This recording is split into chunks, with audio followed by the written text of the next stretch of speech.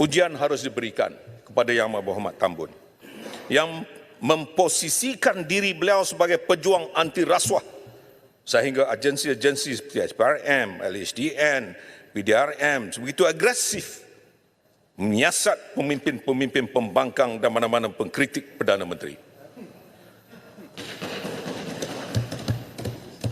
Sebab itu Bloomberg juga ada melaporkan.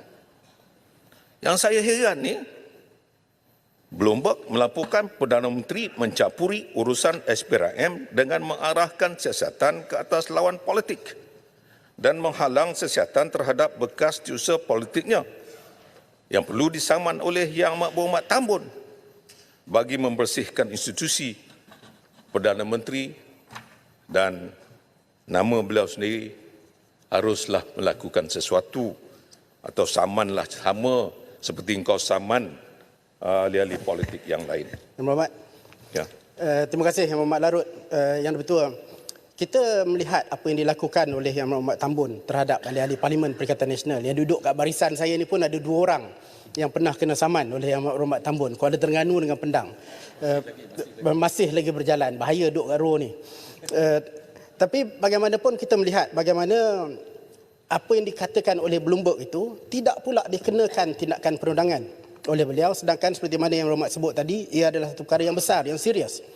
Jadi adakah Yang Berhormat Larut bersetuju dengan pandangan saya bahawa ini membuktikan bahawa adanya selective persecution dalam proses perundangan di Malaysia, terutama yang diamalkan oleh Yang Amat Berhormat Tambun itu sendiri? Mungkin ada benarnya, mungkin ada kebenarannya. Kerana Bloomberg ini bukan ahli politik Perikatan Nasional. Sebab itu tak kena saman. Kalau dia ahli politik Perikatan Nasional, dah tentu kena saman. Terima kasihlah. Soalan itu sepatutnya dijawab oleh Yang Amat Berhormat Tambun.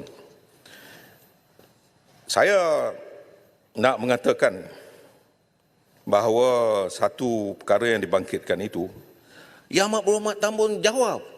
Dia kata, inilah saya tahu projek ini adalah projek yang mengaitkan bekas setiausaha politik saya untuk mendapat tender mencecah 1 bilion ringgit. Dan kaitkan pula dengan gaja-gaja. Dan kaitkan pula bahawa seolah-olah kontrak itu telah diberikan zaman dulu sebelum beliau menjadi Yang Amat Berhormat Tambun. Yang dibangkitkan soal Farhaj itu sudah kalau ada laporan itu wajib disiasat. Tapi SPRM harus bertindak berdasarkan siasatan. Isu dia apa? Syarikat apa? Kes apa? Saya percaya Yang Berhormat Pasir Mas tahu bahawa yang dikaitkan itu satu syarikat yang melibatkan Tuanku Sultan, tidak melibatkan Farhaj. Kelulusan kontrak yang dikaitkan itu, kelulusan dibuat oleh kerajaan terdahulu. Kerajaan Yang Berhormat, bukan kerajaan saya. Saya nak maklumkan, Hi-Tech Padu diberikan kontrak pada November 2023. Kemudian, tarikh kelulusan Kementerian Kewangan diperolehi Februari 2024. Dan pembelian saham berlaku pada Mac 2024. Jadi, di manakah asasnya kenyataan Yang Amat Berhormat Tambun seolah-olah kontrak itu diluluskan oleh kerajaan terdahulu? Tak apalah, kau jawablah di akhirat nanti. Saya minta sikit. Tuan Ketua, ya. Apa dia? Kenyataan yang dibuat oleh Tambun dalam Parlimen mencerminkan ada berlakunya pembohongan kepada Dewan. Sebab kenyataan dan mengelirukan Dewan. Saya minta komen daripada Tuan Bangkang. Saya minta Yang Berhormat Kementerian buat usul ya. Kita tahu ditolak. Larut, sikit lagi Larut. Sebelum itu. Boleh tak dikatakan bahawa apa yang disebut oleh Larut tadi masuklah kategori ketimbang, kencing, tipu dan sembang. Terima kasih. Tuan Ketua, ni dah 2 kali saya tak masuk campur. Tadi saya kata tak masuk campur. Hulu Terengganu sekali lagi saya bawa 36-6. Dia kacau saya. Tapi saya tak mau panjangkan kerana ini melibatkan isu-isu yang bagi saya remeh yang melibatkan individu. Kerana kebetulan dia pernah berapa 4-5 tahun yang lalu staf saya, maka itu dibangkitkan. Tapi saya nak beritahu, kelulusan kepada syarikat itu adalah semasa kerajaan terdahulu. Satu. Semasa itu Farhaj belum menjadi anggota syarikat tersebut. Tak apa. Ya, ada ini betul.